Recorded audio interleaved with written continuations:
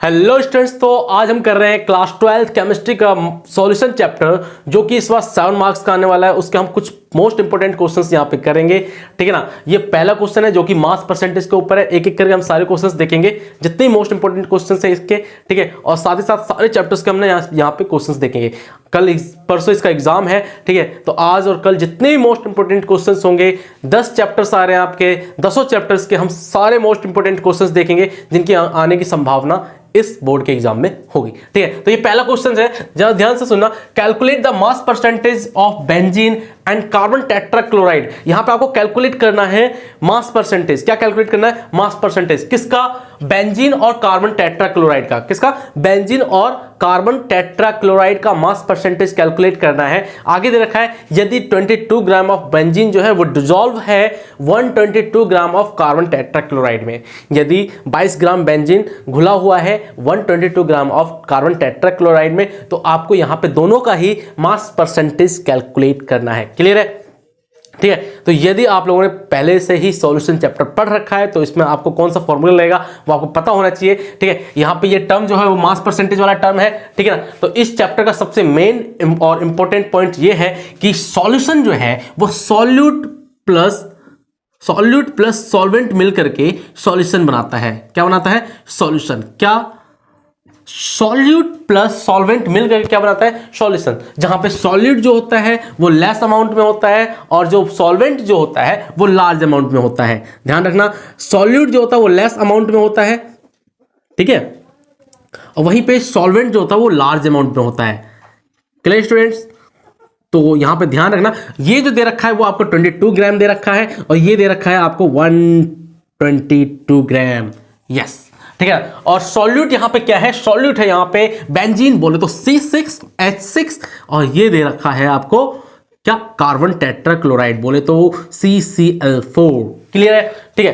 तो total solution कितना हो गया? टोटल सॉल्यूशन हो गया, जब आप इन दोनों को प्लस करेंगे तो टोटल सॉल्यूशन हो गया 144 ग्राम। कितना सॉल्यूशन हो गया? टोटल सॉल्यूशन हो गया आपका जो सॉल्यूशन निकल के आया वो सॉल्यूशन कितना निकल के आया? 144 ग्राम।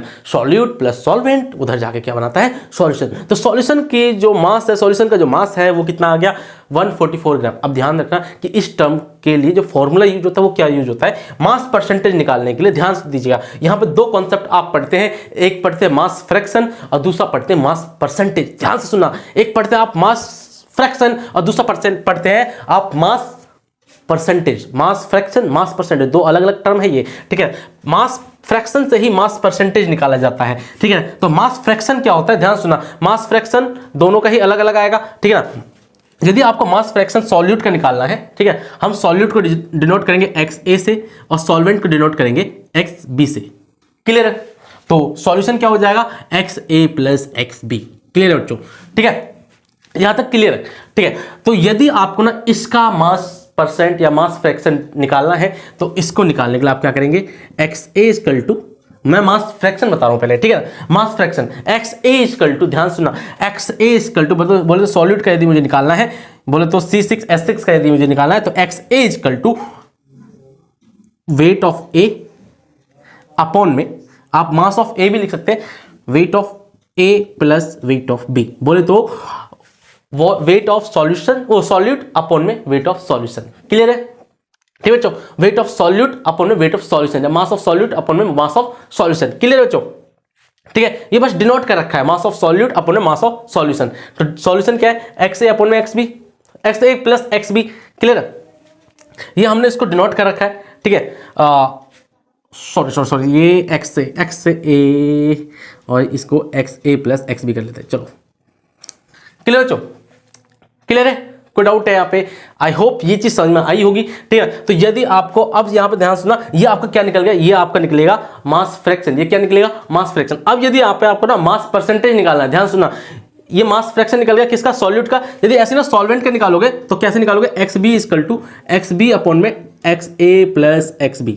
ध्यान रखना, जिसका आप निकाल रहे हैं उसको ऊपर रखेंगे, जिसका आप मास फ्रैक्शन निकाल रहे हैं उसको ऊपर रखेंगे अपॉन में सॉल्यूशन, ठीक है ना। तो यदि सॉल्यूट निकालेंगे तो सॉल्यूट ऊपर अपॉन में सॉल्यूशन, यदि सॉल्वेंट निकालेंगे सॉल्वेंट ऊपर अपॉन में सॉल्यूशन, ऐसे मास फ्रैक्शन निकलता है। क्लियर है। अब यदि यहाँ पे आपको क्या निकालना है, मास परसेंटेज निकालना है। ध्यान सुना, मास परसेंटेज निकालना है तो कुछ नहीं करना, मास परसेंटेज निकालने के लिए कुछ भी नहीं करना है, इसको मल्टीप्लाई यहाँ पे 100 कर देना। ठीक है बच्चों, इसको यहाँ पे मल्टीप्लाई क्या कर देंगे आप, 100। ठीक है, तो दोनों का ही आपका क्या निकल के आ जाएगा, मास परसेंटेज। क्लियर है। सेम ऐसे ही मोल फ्रैक्शन निकलता है और मोल परसेंटेज निकलता है। ठीक है, सेम ऐसे ही। क्लियर है। हमें यहाँ पे मास परसेंटेज निकालना है, किसका, पहले बेंजीन का निकालना है। तो बेंजीन का आप कैसे निकालेंगे मास परसेंटेज, यहाँ पे देखिए बेंजीन का यदि मुझे निकालना है तो बेंजीन का C6H6 equal to mass of benzene कितना है, 22 ग्राम। क्लियर है। और मास ऑफ सॉल्यूशन कितना हो गया, सॉल्यूशन मतलब इसका मास प्लस इसका मास, तो कितना हो गया 144 अभी हमने निकाला था। ठीक है, हम अभी इसका निकाल रहे हैं। ठीक है, तो इसका निकालेंगे तो ऊपर में ये रहेगा अपॉन में सॉल्यूशन का मास। ठीक है ना, अपॉन में सॉल्यूशन का मास, तो 144 ग्राम। क्लियर है। क्लियर बच्चों।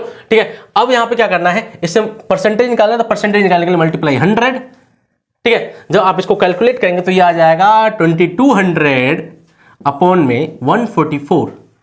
क्लियर बच्चों, सॉरी। क्लियर है। जब आप इसको 144 से इसको डिवाइड देंगे तो ये आएगा 15.2777 चलता जाएगा। ठीक है, तो बोल सकते हैं आप अप्रोक्सीमेटली 15.28%।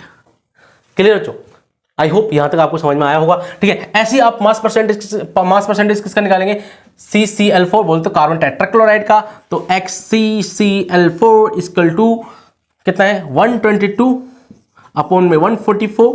सेम हमने ये लिया, ठीक है, अपॉन में ये रखा सॉल्यूशन का मास। ठीक है, इनटू 100 कर देंगे। ठीक है, तो ये हो जाएगा 122 अपॉन में 144।